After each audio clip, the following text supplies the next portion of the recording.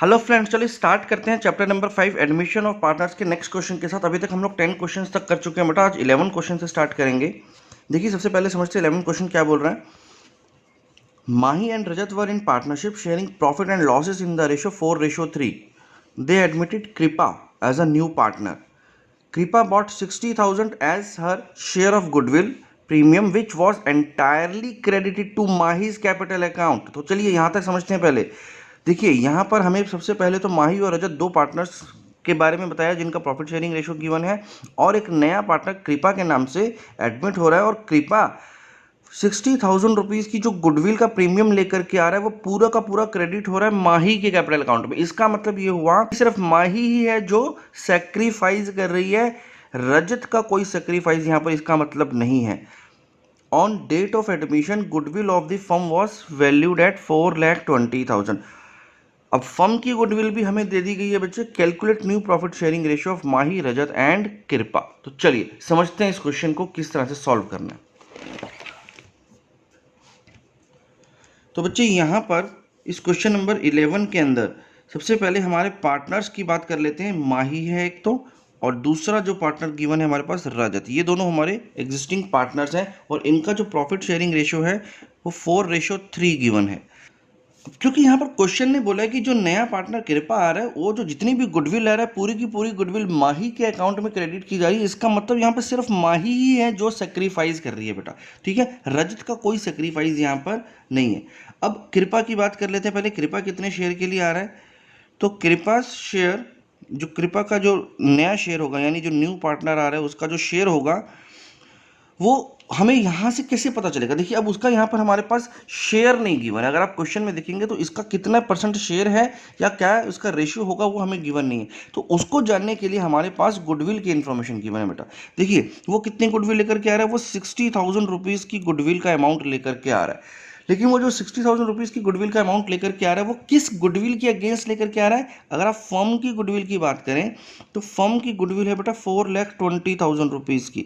अगर फर्म की goodwill 4,20,000 rupees है तो उसमें अगर कोई पार्टनर 60,000 रुपीज़ की गुडविल लेकर के आता है तो इसका मतलब उसका हिस्सा 1/7 होगा बेटा। तो इसका मतलब उसका शेयर हो जाएगा 1/7। तो हमने उसकी गुडविल की वैल्यूज़ के हिसाब से उसका शेयर निकाल लिया बेटा। अब क्योंकि यहाँ पर सिर्फ माही ही है जो सेक्रीफाइस कर रही है तो माही का सेक्रीफाइस भी यही हो जाएगा बेटा।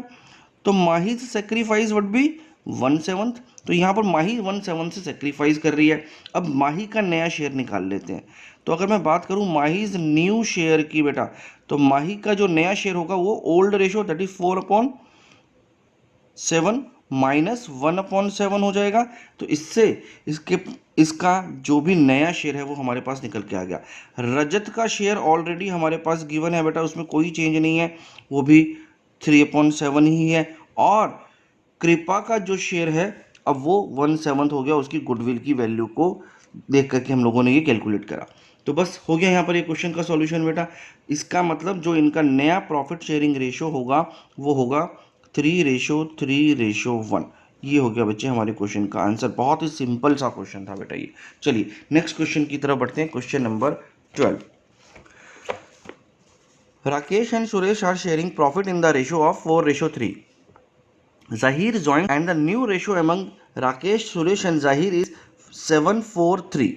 Find out the sacrificing ratio. तो यहाँ पे हमें सेक्रीफाइजिंग रेशियो बताना है सिर्फ। बहुत ही सिंपल सा क्वेश्चन आ गया बेटा ये। तो चलिए देखते हैं किस तरह से बताएंगे हम इसका sacrificing.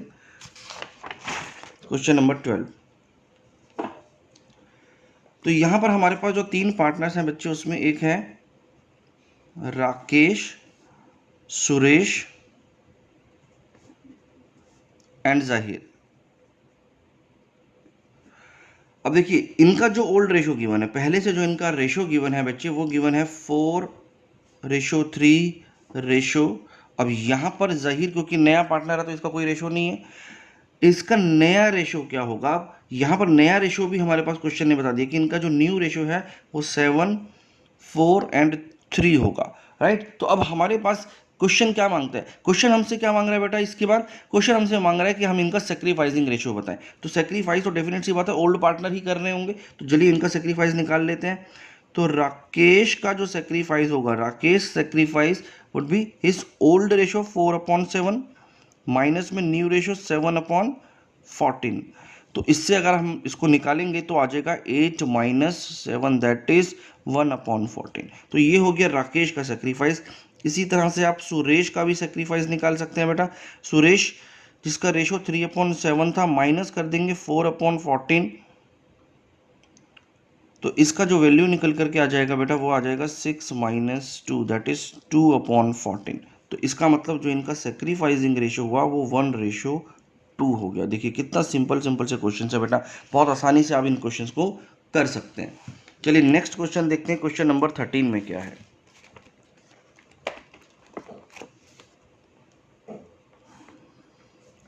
Kareem and Rahman are partners sharing profit in the ratio of 3:2.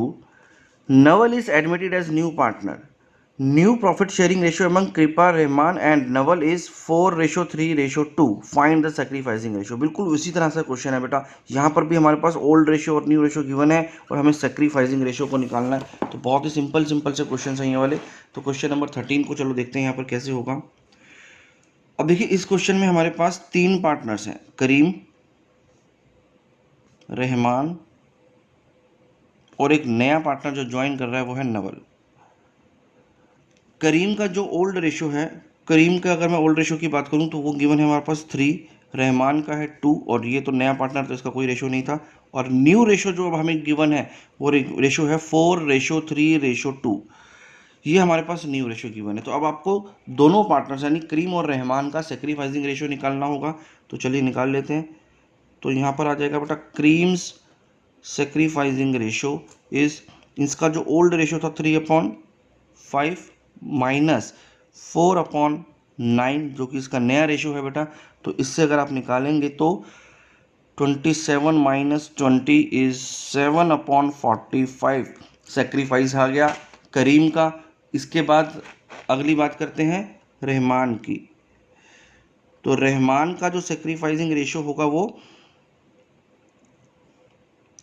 2/5 minus 3/9 और यहाँ पर जो इसका सेक्रीफाइस निकल करके आ जाएगा बच्चे वो आ जाएगा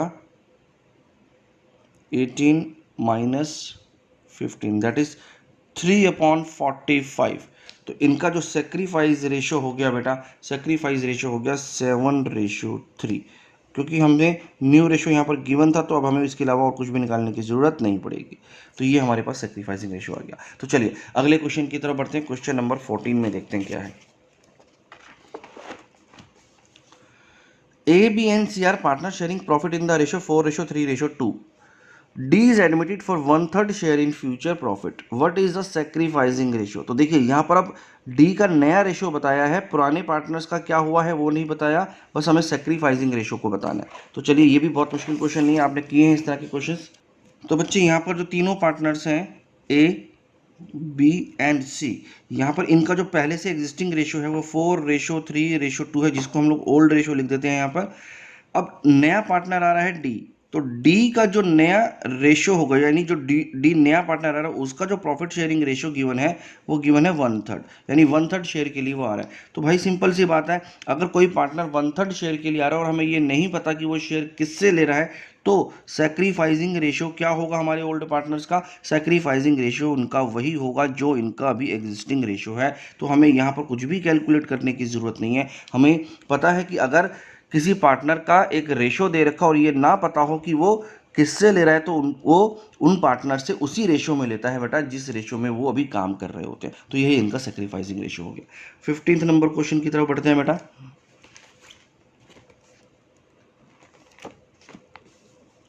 A, B, C and D are in partnership sharing profit and losses in the ratio 36, 24, 20, 20 respectively. E joins the partnership for 20% share and A, B, C and D in future would share profit among themselves as 310, 410, 210 and 110। तो यहाँ पर देखिए क्या किया है, हमें यहाँ पर E जो नया पार्टनर आ रहा है उसका शेयर बता दिया कि वो टोटल जो फर्म में इसका शेयर होगा वो 20% का होगा, और जो पुराने पार्टनर्स अभी तक जितना शेयर ले रहे थे उसका चेंज कर करके एक नया रेशो बता दिया। हमें पूछा जा रहा है नया प्रॉफिट शेयरिंग रेशियो बताना है सारे पार्टनर्स का एडमिशन ऑफ ई के बाद। तो चलिए देखते हैं इस क्वेश्चन को किस तरह से करना है। तो सबसे पहले लिख लेते हैं कि कौन कौन से यहाँ पर हमारे पार्टनर हैं बेटा। तो ए, बी, सी और डी, ये 4 पार्टनर्स हैं हमारे पास, जिनका ओल्ड रेशो हमारे पास गिवन है 36 रेशो 24 20 एंड 20। अब क्योंकि हमें यहाँ पर ये नहीं पता कि जो नया पार्टनर आ रहा है वो कितना लेगा, तो इसलिए हमें लेट करना पड़ेगा प्रॉफिट। तो लेट प्रॉफिट इज 1। ई का जो शेयर है, ईज शेयर अब हमें यहाँ पर कितना है बेटा, ई का जो शेयर है वो 20% है, और 20% का मतलब मैं बोल सकता हूँ 1/5 है, राइट। तो इसका मतलब जो हमारे पास रिमेनिंग प्रॉफिट बच जाएगा ई को देने के बाद, वो कितना होगा, तो remaining profit would be 1 - 1/5, that is 4/5।